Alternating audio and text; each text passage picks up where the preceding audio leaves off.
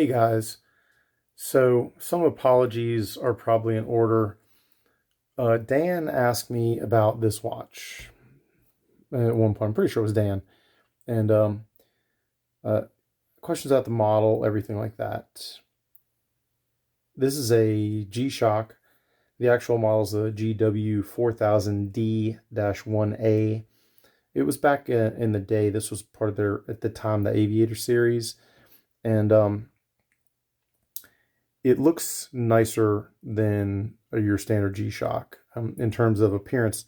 I think it punches above its weight class now. I've obviously got some wear and tear on this thing. I think I've been wearing it for, oh man, it's getting up on close to a decade at this point. At some point, I think the capacitor or battery is just going to die, but it's been a very handy watch. It's solar, so it recharges automatically. There's a 6-band timekeeping, so it sets automatically. And I think I paid right around 300 bucks for it when I got it, which some of you are probably saying, oh dear Lord, 300 bucks for a G-Shock is incredibly expensive. And for some of the models, it probably is, guys. And for some, it's not. Interestingly, what I found with the G-Shock line is that there is I don't know how big a group of people, but there are people who really like their G-Shocks. I have seen G-Shocks as cheap as like 99 bucks. And I've seen G-Shocks that cost $3,000. Oh, let me say that again. There's a G-Shock that costs $3,000. I'm not planning on buying that one. It looks nice though. It certainly looks nice for a G-Shock, but it's still a G-Shock. But in general, like I said, they're kind of all over the map in terms of their appearance and the features that you get. The one constant for all of them is that they're very durable, obviously. And for what I do, like I have like a dress watch, but I don't wear it that often because I don't want to scratch it or beat it up. You'll notice the bezel on this thing, the glass or crystal's got a few scratches in it. But, you know, like I said, for a watch that's been around the block as long as this one, man, it's held up pretty darn well. But like I said, no longer available. Interestingly, I did see it on eBay. Somebody's got one they're selling for 200 or 225. But I wonder if it was of the same vintage as mine, and it has a battery that is, you know, edging up on the same lifespan as mine. You know, is that $225 watch going to need to get sent back to the factory to get a new battery soon? And I say battery, it's a rechargeable battery or capacitor. But even those, whether rechargeable or not, at some point they just die. So, you know, you have a limited lifespan before this watch is going to need to be serviced. And you could probably say the same for any watch. But I like this watch a lot. It's a pretty nifty watch. Where I'm getting is I saw an ad for another G-Shock, I think it was about a week ago, and it looked really nice. Like it was super understated. It didn't have a lot of additional features like this one. And by the way, this one, in terms of feature set, like there's much more feature-rich G-Shocks out there, like the Mudmaster, the Rangemaster. Those give you things like, you know, barometric pressure, altitude, temperature, things like that. Some of the higher end ones also pair with your smartphone. You know, you have a myriad of options with the G-Shock line. But back to the one I saw. Well, you know how sometimes you just can't help yourself. I couldn't help myself. And this one was not particularly expensive. The actual model, by the way, if you were curious, there it is, the GA2100-1A1. So not crazy expensive. This one was right at 100 bucks. Got it on Amazon, ordered it, got it 2 days later. And this is kind of a faux unboxing because I'm sorry I peeked, but it's kind of set up how you normally get it.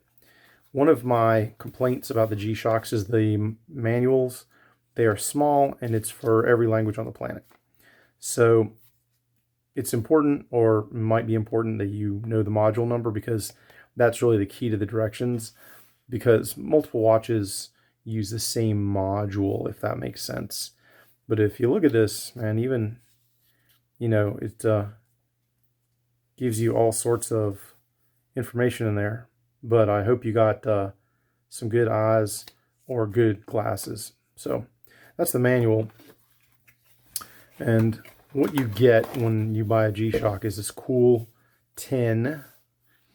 And in the tin we end up with, let's see. Oh, that's on there pretty good. The international warranty card, which maybe I should pay attention to. I don't know, we'll see. Tag on the watch itself, and of course the watch. Now, I wasn't kidding when I said that this was much more understated than my current watch. It is smaller, it is lighter, and not a lot of additional color. Like, it is pretty matte. You know, the hands have that kind of slight grayish tone to them, but overall, this is a very elegant, kind of quiet watch by comparison. This watch does not have solar power. It does not set itself. It's one of those watches where I believe I'm going to have to be responsible for the timekeeping, but quartz watches usually do not lose time or do not shift very rapidly, so I'm not worried about it, at least not in the short run. I'm sure at some point I'll have to readjust it, but that's the watch. And when I tell you this thing, you know, it is a $99 watch, but it looks nice and it's not heavy. You know, if I have any complaint with my regular G-Shock, it's probably that it's just kind of darn heavy. And, you know, to give you some idea, this one, as it sits, you know, 5.1 ounces, you know, it's not the end of the world. It's not going to cause me to keel over on one side, but if we look at this one, you know, we're down to a nice svelte 1.8 ounces, which is pretty tolerable. Like I said, not that this one's killing me, but if you want a watch that's a little lighter and a little more elegant, like I said, and it's funny because, you know, rubber strap or nylon strap, it's not you know, it's not going to win a dress watch competition. Oh, heck, this isn't either, really, you know, if you're trying to get into that market. But I just thought it looked really, really nice. And for the price, man, I think, you know, this is another one of those G-Shocks that punches well above its weight class. I know this is pretty far off the beaten path for me, guys, like a watch review, unboxing, but most gun and knife people also like watches. It's been my experience. And so I couldn't help myself. I know that messing around with watches on camera is kind of the purview of somebody else. All apologies to the Colonel about that. But, you know, and I don't think I'll be doing a lot of watch reviews, guys. But, man, I really, really like this one, especially for the money. Guys, I hope you've enjoyed this very quick watch unboxing. And if you've been paying attention to my content and you like it, I'd always love likes and comments. I really appreciate those. And a subscription is always appreciated. Anyways, guys, take care, stay safe, and I'll talk to you soon. Get him, Jay.